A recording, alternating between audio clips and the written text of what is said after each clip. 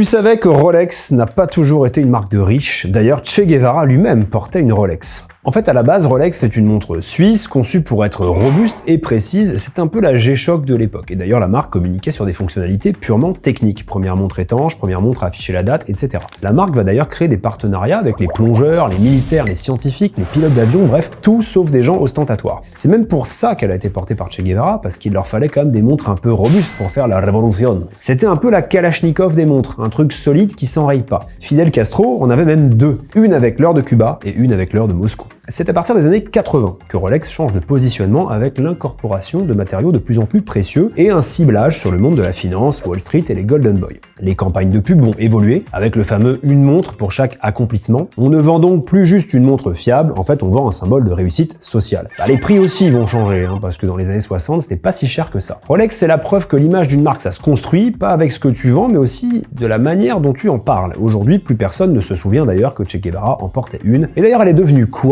la Rolex du Che? On sait qu'il la portait au moment de sa capture et de sa mort en Bolivie, mais bizarrement sur les photos de sa capture on ne la voit plus. Donc avant de mourir, la dernière chose qui soit arrivée à Ernesto, c'est donc de se faire chouraf sa Roro. C'est ballot.